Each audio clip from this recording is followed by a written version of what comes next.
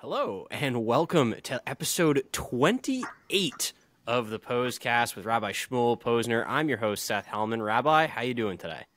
Baruch Hashem, 28 is koach.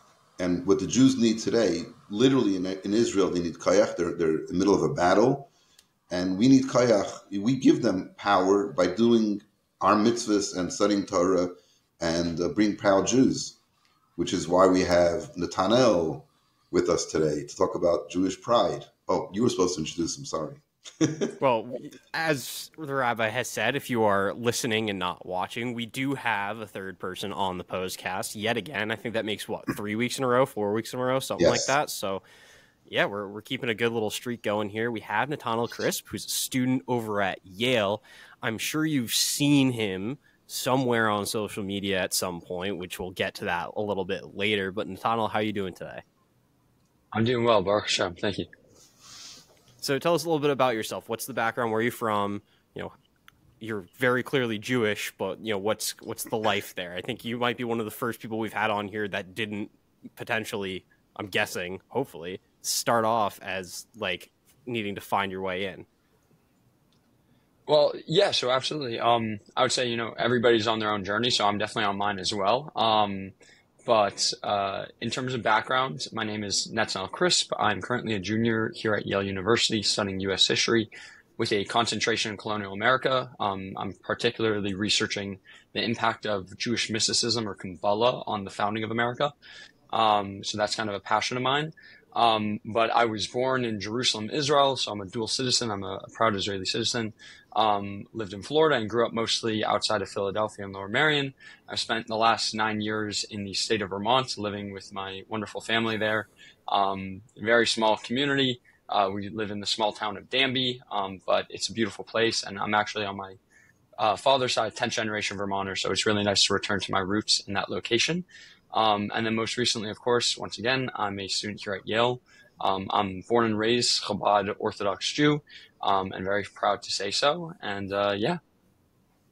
Wow. It's funny because when I first saw the video, I don't think I put two and two together necessarily that, you were a Chabad Jew. But in retrospect, the fact that you were wearing tefillin should have automatically just been like, hey, and had the little light bulb going off in the back of my head. But also the size of its tefillin. The size of its tefillin, that's a giveaway. Yeah.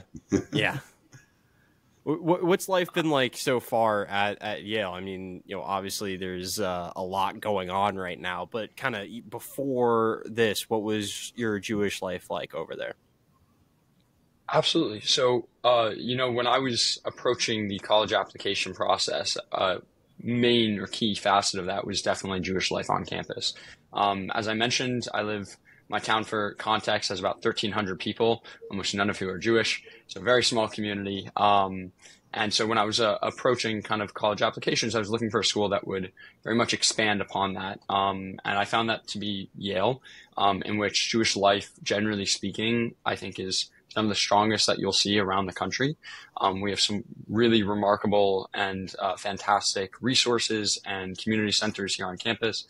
Chabad at Yale, the Slifka Center, in addition to other student groups. And so that was a really big highlight. And I'm very, very thankful for all the support that I've received throughout my time here at Yale amongst my classmates, amongst different faculty and administrators, and helping to facilitate that easy transition into the college life. And that has really manifested in a variety of degrees, to the extent that I've been granted permission every year thus far to build my own sukkah in my college courtyard. I have Shabbos keys. I'm provided with funds to purchase kosher food. And we have a fully kosher dining hall here on campus. So really amazing things like that, that I'm extremely grateful for. At the same time, once again, we have this fantastic community with such a diverse range of people. And it's really empowering to be surrounded by so many strong individuals from such a range of backgrounds within their Jewish faith or within their overall experiences. So that's kind of where things led up to where we are today.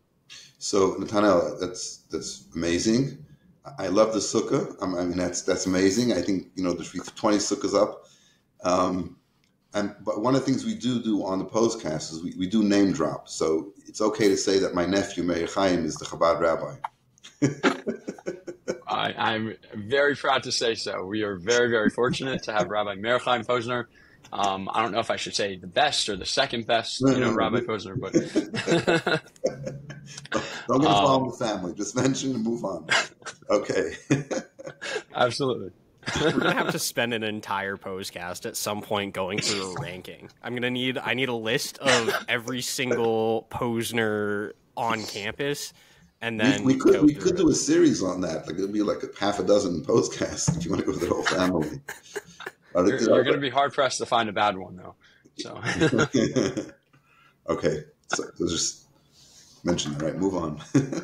So I guess speaking of the Posner connection here, I haven't met you before. Rabbi set up this interview as he often sets up our interviews. So what's your connection to Rabbi Posner? Absolutely. So I was just this past weekend with the Yale group at Pagisha. We were small but mighty. We had a few in attendance, and we had the pleasure of going to Rabbi Posner here, this Rabbi Posner's, for bringing which is Shabbos, which is really a can't miss opportunity. Really exceptional. That unfortunately, as I say that, we actually missed last year, and so we made it a priority this year. And, I was very excited. We got to be there for over an hour, I think. And before, as we had to leave, I just wanted to mention, I apologize, Rabbi. I didn't know who you were at first. I was a bit confused. And then I noticed, I spoke to one of my friends there who was sitting next to you from Northeastern, who mentioned, oh, this is Rabbi Posner from BU. And I was like, no way. I have to introduce myself. So I went up to the rabbi and I mentioned that I believed my rabbi was his nephew, and that's where the relationship began. So, and that's where the invitation was. And that's where the light bulb went on. So what happened was I asked him to talk about the incident that we're going to get to in just a moment, and he spoke about it. And then yesterday, I'm like, okay, we got to get this guy on the Pos-cast. And of course, I messaged my nephew and got all your information, your weight, just your phone number. And that's how we came to where we are today. So this all comes from the Saturday, Motzei Shabbos Farbrengen at Pagisha, which now officially on the schedule says, quote, not for the faint-hearted. Is it really? Yes. Quite an accomplishment. I feel like the Pagisha I was at should have been the one that sparked that line. But that was not the worst. I mean, it wasn't the best. Let me tell you, I don't know if I told this yet on the Pos-cast, but every year as the Pagisha gets closer, I say to myself, I'm not doing this anymore. I'm not going to, I literally drove down from Boston right after Shabbos, 4 hours straight driving, got there like a half an hour before, and as you saw, after an hour and after the Farbrengen, they're already collecting the chairs. So basically, the Farbrengen was over. And I said, I'm not doing this anymore. I don't need it. And then 3 or 4 weeks ago, my wife gets a message from our cousin in Tzfat, who teaches in Mechon Alta, which is the women's school for Bali Tshuva in Tzfat, Mrs. Kaplan. And she has a picture of this woman, this girl. And this girl came to yeshiva. She said, your husband, it was sent to my wife, your husband sent her to yeshiva at the Pagisha. And then the girl followed up with a message saying, I don't know if you remember me, I was the girl who had 2 Protestant roommates and was planning to go to Germany after I graduated. And then it all rushed back to me. I remember this.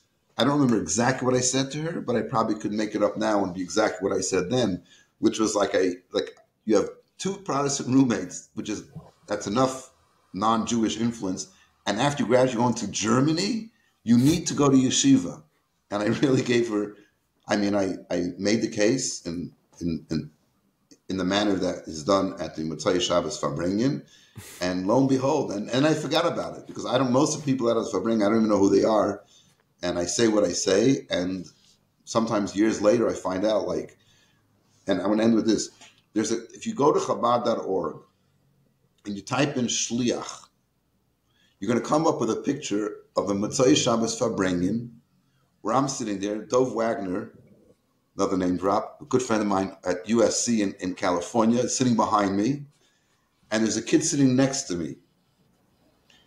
And I don't, obviously I'm saying something or whatever, and this kid is sitting like stone-faced. We were all laughing. Something funny was going on. He's sitting there stone-faced. 6 months ago, he sent me a picture of that and himself. He's in yeshiva with a black hat and a beard. So, okay, let's get back to the subject on hand. Yes, so we do have the video here, and can I just say while I'm pulling this up, my favorite part about the video, aside from just the beauty of it, is the quintessential like college student Jew outfit of, you know, you've got your black hat on, but then you have a t-shirt and a sweatshirt under, and so for me that was. I very often am wearing sweatshirts to the Chabad house when I'm on campus, so that was very much I connected with that when I saw that in the video. Okay, so you should be able to see this, and hopefully you can hear it as well. Free Palestine! Free Palestine! So that whole video is 1 minute and 12 seconds. We won't play the full thing, but I think you get the gist from the 10 or so seconds there. So give us a little bit of background here. I mean, obviously it's some level. There's one I just want to say. If you watch the whole video, which you can do it offline, Nantano basically stands there, Am Yisrael, Chai, Am Yisrael, Chai. He doesn't go through the whole song, you know, Am Yisrael, Am Yisrael, Am Yisrael. He just repeats over and over again, Am Yisrael, Chai, Am Yisrael. The way you saw it, and I asked him, let's say Shabbos, Saturday night, I asked him, how long were you there? He said he did it for 45 minutes. Is that true? Yes. So 45 minutes, he's just standing there quite stoically. And if you notice, the people standing around him are like, they have their phones. And, you know, these people, part of the protest, are filming him on their phones. So just, you get the picture. So now explain to us what went on, what you were thinking, and what happened afterwards. Yeah, entirely. So I think there's two important aspects to kind of my story, which begins in part with just everything that's been going on around the world today, and especially how that's impacting college campuses. Like so many of our peer institutions, Yale has been hit extremely hard by the really just vile rhetoric that's been spewed by members of our community, by our faculty, in an attempt to somehow justify or legitimize the massacre that was committed against over 1,400 innocent civilians on October 7th. And the response to that has always been some kind of split, half apologetic criticism of the Jewish people of Israel for their response and their actions in the aftermath of that atrocity, without fully recognizing or distinguishing and completely condemning the massacre that occurred. This manifested in a few different ways at Yale. Unfortunately, in the immediate aftermath of the massacre, coming out of the holiday of Simchas Torah, Yale students like myself were both exposed to the sheer trauma and horror of the events that had transpired over the weekend, with the first news reports coming into us when we kind of re-entered the internet space, as well as by different events being promoted by members of our community, including a poster that was released, I believe that day or the following day, by a Yale officially recognized student club known as Yale's for Palestine, in which they implored all members of the New Haven community and the Yale community to gather the following day on Monday to celebrate the achievements of the resistance, which, as you can imagine, is some of the most despicable things you could really wrap your head around, to try to celebrate this kind of atrocity. That language was very quickly restructured to say "lift," which isn't much better, but unfortunately reflects the complete disconnect that many Yale students have with the reality of how horrific past events have been, and the degree in which these people are actively kind of misleading the wider public and advocating for further violence on our campus. So this has been reinforced by different professors, unfortunately, which I launched a campaign to remove one of them for her horrifically vile comments. A petition that I launched for that purpose has now received over 55,000 signatures from around the world. And it's something that we're pushing the administration to take immediate action to condemn her rhetoric, in which she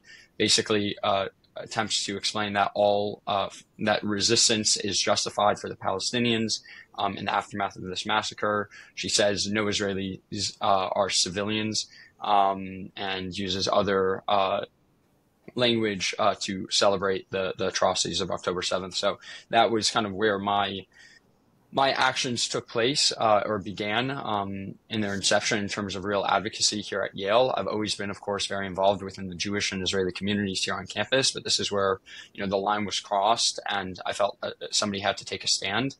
And that was then, of course, seconded within this very now famous video, I guess, on campus, in which we had done, and I'm very proud to say this, the Yale Jewish community and Israeli community has come together in some fantastic ways in the aftermath of this atrocity. We hosted a variety of different events, vigils, get-togethers, in which we recorded and retold the stories of many of the victims, many of whom are family members or close friends of our immediate community. My sister had a friend who was murdered at the music festival. Other Yaleys have friends and family who were abducted or murdered. So it's been very difficult and very impactful immediately to the Yale community, and something that I'm very grateful for how much we've come together. People from all different backgrounds, religious backgrounds, Jewish backgrounds, and affiliations, members of the Israeli community, and members of the non-Jewish community, non-Israeli community, who have come to show their support, something I'm infinitely grateful for.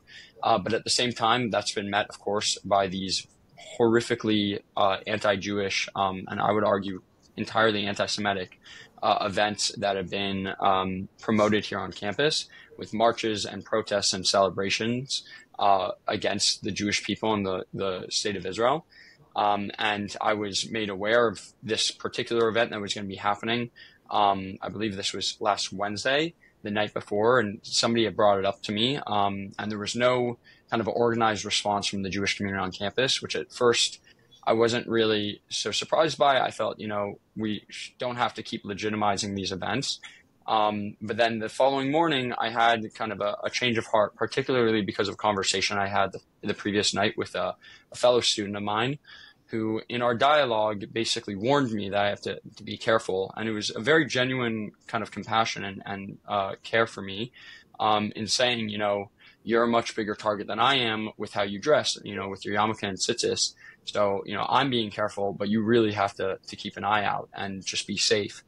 And that was really disheartening for me, because this is somebody who I've seen in the past, wear very proudly a yarmulke, somebody who's very proudly Jewish. I know that to be the case. And to see that in reaction to these kind of events, that anybody would feel compelled to have to somehow hide or shy away from their Jewish identity was something that I felt couldn't be stood for, and is when ultimately these kind of people win in their fight against us. And so I wanted to make a public kind of demonstration. It wasn't a counter protest. It wasn't an attempt to be louder than the people who were there or anything else. It was to show very, vividly that I was there, that I'm wrapped head to toe in my Jewish identity. I'm wearing my tefillin. And of course, I'm making this proclamation, Am Yisrael Chai, not that the Jewish people have lived, not that the Jewish people are alive, or that the Jewish people will be alive tomorrow, but that we are here and we will always be here in perpetuity. That's something that will never change. And that we have to own our Jewish identity. That comes first and foremost, especially for us as Jews here on campus. That is who we are. That is something that we don't have to try to escape or hide, but something that we have to own. We have to show the world that we are proud to be Jewish, that we are strong, we have nothing to be ashamed of, nothing to apologize for, and that we are going to live that way regardless of what they do. We will not be intimidated, and I think that's ultimately the kind of the stand that I took, and hopefully inspired some people to do a similar thing. And ultimately, as you see there, it was me surrounded by, when I began and towards the end, my estimation, around 300 people who were calling for the death of me and everybody I love. And ultimately, I think they're much more scared of me than I was of them, because when you see somebody who doesn't shy away from their identity and has so much, faith in that, it's really powerful, I think, for those who are at the time either ignorant to what it is they're doing, or kind of unsure if they're taking the right stance. And hopefully that helped to sow the seeds of doubt for a lot of these people, and will help them reconsider what actions they take in the future. So that's ultimately kind of the brief summary of the events. Was there any follow-up afterwards? Did you have any conversations with any people that had been there? Or did somebody say something to you? Yeah, so I definitely, members of the Jewish community who were passing by, just for context, this did happen during class time, and this was a walkout protest. So these students intentionally left class to organize this. I don't happen to have class on Wednesday, so I did have the freedom to be there to a larger degree, which I took advantage of. But you did have, community members who came by and took pictures and videos, who thanked me afterwards. I got a lot of great support from members on campus and around the world. I've received hundreds, if not thousands, of personal messages on social media and to my email accounts, thanking me and supporting this, which I'm beyond grateful for. And ultimately, I also saw, like, during that event, I just have to highlight one of my peers, Sahar Artak, who is a sophomore Jewish student here on campus. She's the one who actually took that video. So she entered the crowd at the kind of halfway through that with me and filmed that, and she stood alongside. So that's something I really have to share appreciation for. I have the utmost respect for those actions. So there's definitely that. And then in the immediate aftermath, one of the things that was really, really profound to me was leaving the event after it ended. I went up to the police officers and thanked them for being there, who were kind of on the outskirts. There were two Yale policemen. And I went to thank them. And one of them acknowledged that, I can't say this publicly in uniform, but he kind of whispered to me. He said, I can't tell you how much I respect what you did. It takes a lot of guts to do that. And I want you to know, I stand with you. I stand with the Jewish people. I stand with Israel. And thank you for this. Keep it up. This was, I'm assuming, a non-Jewish, member of law enforcement, but somebody who wants to share their support. And I think we have to recognize as Jewish students on campus that there are a lot of people who stand with us. But at the end of the day, we are going to be Jewish regardless. And that is something we have to own. This is not the time to try to hide our Jewish identity. That is when these people win. This is an opportunity for us to stand more proudly Jewish than ever before, to take on, greater levels of observance, however that speaks to you, whether it's davening, praying, giving tzedakah, or, just doing other acts of love and kindness, and owning your Jewish identity, putting on that Star of David necklace, wearing that yarmulke, lighting Shabbos candles, wrapping tefillin, whatever it might be. This is the time for that. This is the time in which we need, to fight hate with love and to bring more light into this world. So that's what I would implore everybody around the world to engage with. So I think the big thing too. I want the listeners to know that I did not write the script for you, because they're going to say, "Oh, you told them what to say." I didn't tell them what to say. Okay, we all drink from the same well, so we basically come up with the same. I mean, that's really, any chassid of the Rebbe would say exactly those words, not as articulately as you did, but I know of us are in Yale. I was going to make a comment. I was like, Rabbi, this guy's speaking way too well. He's making us look really dumb.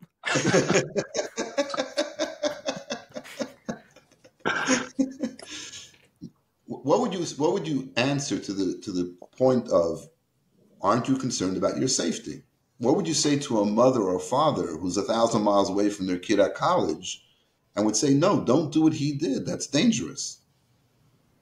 Absolutely. So I would respond with two things. The first of which is understanding what our place is on campus as Jewish students. Everybody, wherever they find themselves to be, is there for a divinely inspired reason and has a purpose there and an opportunity to have, revolutionary, transformative change that they can create in that immediate space. I definitely find that true to be, the case in my circumstances. I can articulate at another time the story of how I found Yale and how I eventually applied and I think got into Yale, which is really Hashgata Pratis, divine intervention. But I think, for any Jewish student on campus, you have to recognize what your role is here on campus. And first and foremost, it's to be a shliach. It's to be an ambassador for the Jewish people, to be a light unto the nations. That is why we are here. Everything else comes secondary, not to, remove yourself or argue that those things aren't also important. But that is kind of the foundation upon which everything that you do in your environment is predicated, and something that has to be understood. So I'll follow that up with a story specifically in response to this idea of the dangers, which are, definitely prevalent in certain spaces, unfortunately, and that we have to be mindful of. And so there's a story from the Lubavitcher Rebbe, Rabbi Menachem Mendel Schneerson of blessed memory, when he was in Vichy, France during the Second World War, in which he was walking with a contemporary, a colleague of his, through the streets of France, when the registrations began, in which all Jewish people in Vichy, France had to register with the Nazis or whoever their puppets were in the state there, and had to list their address, their identity, their affiliation, their religion, all these things, which eventually, of course, would be used for them to be removed or murdered at the hands of these Nazis. And so the story is related or retold that the Rebbe went in to register, and they saw his garb and immediately just wrote down. I've seen two different stories of this. One account is Orthodox, the other one is religious, and just wrote it as that. They saw his garb, his white beard, his or I guess at that point not white beard, but his dress, and just wrote down religious or Orthodox. And so one could ask, it seems like a true nace, a miracle. There's nothing now that identifies him document-wise as a Jew. But the Rebbe immediately intervened and interjected and demanded that they changed the wording to write, again, whether it's religious or Orthodox, religious Jew. And his friend who was with him, was shocked. He couldn't understand why the Rebbe would intentionally put his life at risk by listing himself as the Jew. And the Rebbe responded that even on paper, I refuse to be known as anything other than a Jew. And this is the notion of Mesirut Nefesh, that we will put our lives at risk. We hope it doesn't come to that, but in honor of Hashem, and that something like our Judaism is something that we will never sacrifice or compromise on. And ultimately that is something that I would, is very inspiring to me, and I think to other students, that this is ultimately what it comes down to. We are first and foremost Jews. That is something that cannot be taken away, that the world, as much as you try to hide it, will always see you as, and we shouldn't see that as some kind of detriment to our identity. That is our identity. That is who we are, and that's something we have to be extremely proud of. Another story about this is, of course, the famous story from Golda Meir, in which she's speaking with Henry Kissinger, and Henry Kissinger says to Golda Meir, the famous, of course, Israeli prime minister, first, I am an American, second, I'm the Secretary of State, and third, I'm a Jew. And Golda Meir responds, you have to remember, in Israel we read right to left in Hebrew. So first and foremost, you are a Jew. And that's something I think that's really important for all of us to recognize. We don't intentionally enter into situations in which, with a few exceptions, we are trying to put ourselves at extreme risk. I would definitely not encourage anybody to endanger themselves more than necessary.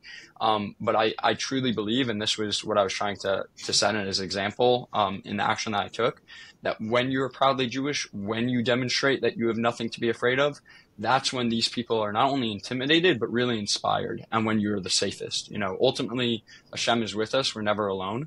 And that we're safest when we own our Jewish identity and do that proudly and publicly. So, a young rabbi in the making. Jeez. In the making. Wow. What are you talking about? Listen, by the way, it's interesting. Anthony Blinken, who is Jewish, when he went to Israel, and I don't know, it was last week or 2 weeks ago, and had his press conference, the first thing he said, he talked about being Jewish. So I guess he learned a lesson from Golda Meir. We start from right to left. Okay. I think that's there's nothing to add to that. That's just, yeah. I mean, the one comment I have is in terms of like young people and students. I mean, what you have to remember is, there are all these numbers that get thrown out there where they're like 50% of people within the ages of 18 to 24 think that the violence is justified. And what you have to remember is that the people on social media are always going to be the loudest, right? So if you're a young person and you're listening to this and you're just constantly seeing stuff on social media, remember that's just social media, right? Like, as much as there were a lot of people at this protest, 300 people. What's the population of Yale, right? Like, you're talking 300 people out of a very large school. So it's about 6,500 undergrads, not including grad students. I mean, less than 5% of the student body shows up for that. I mean, that's what you have to remember, is that's less than 5% of a student body who, granted, there are probably more people who support them, but less than 5% that are actually willing to go out and walk the street and do this. Like, I think what we need to remember, both as young people who are seeing it and getting it forced into us on social media, and also for the parents out there, right? You're seeing the loudest, you're seeing the worst. That's what social media is. You're only going to get the absolute just pulls of what's going on. And so what you're seeing on social media is not necessarily representative of what is actually happening boots on the ground. So, no, like the police officer said to you, I've also had the same experience, because you and I are both easily identifiable as Jews. People come up randomly, and students also, older people, but actual students who are clearly not Jewish will come over and I'm feeling for you, I'm praying for you, whatever they're saying, but they just let you know that they're with you on it. So I think, I would say that the vast majority of Americans feel the same way too. They recognize the truth. They're not being sucked into the false narrative. So yeah. I would just add to that also that, I definitely am not trying to dismiss. I recognize there are students at hundreds of universities around the country here and around the world who are facing some really horrible hate, and who are afraid, and, there are risks potentially to their safety. And I'm no way trying to dismiss that or write that off based on my experience. But I do want to really, really push home this one notion and this one idea that you have to remember you are not alone.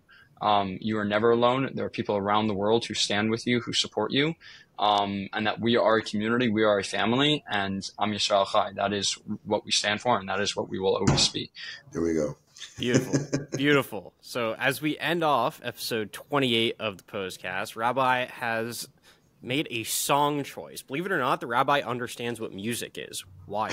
Anyway, he says that this should be added to your playlist. And so I'll tell you something. I was in Israel on a birthright trip years ago, and on the birthright trip, they put some Israeli soldiers joined the trip, and they were not particularly observant, and I and them had to took a couple of days till we warmed up to each other.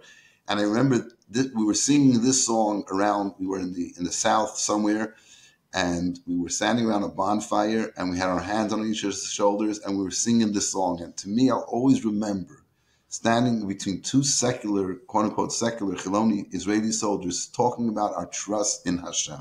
And that's really the glue that binds all the Jews together. And the only issue is to have it more revealed, but we believe completely that every single Jew has it. And we see it now. A lot of, you go to Crown Heights and try to buy a pair of tefillin, you got to wait in line. You have literally, the guy said to me, there's a shortage. We're trying to get from Israel, whatever. I'll put you in the line. And I'm like, wow, that is so amazing. And I just want to mention one mamish last thing.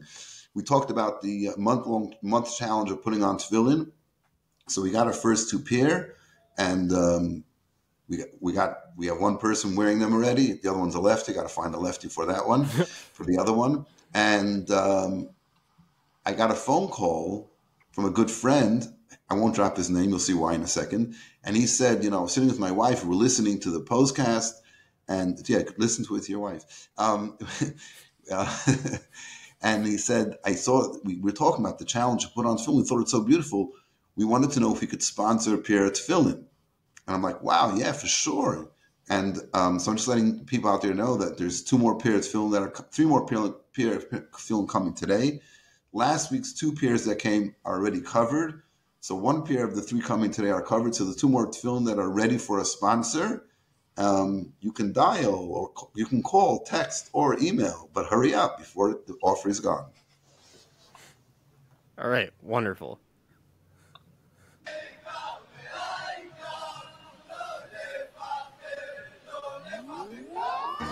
It's like an EDM remix of this.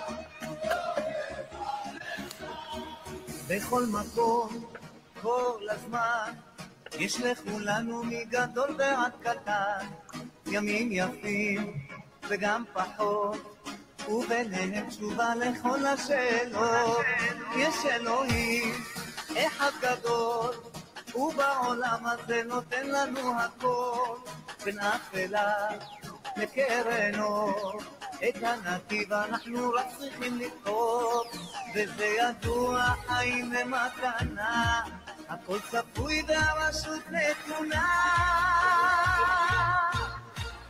מי שמאמין לא מפחד, את האמונה לאבד, ולנו יש את מלך העולם, והוא שומר אותנו מכולם. מי שמאמין לא מפחד. In the interest of not getting copyright striked, we're gonna leave it there. Hopefully we didn't play too much. Thank you so much for listening to episode 28 of the Pos-cast, Rabbi Shmuel Posner. Thank you so much, Nathaniel, for joining us. We'll see you all next week.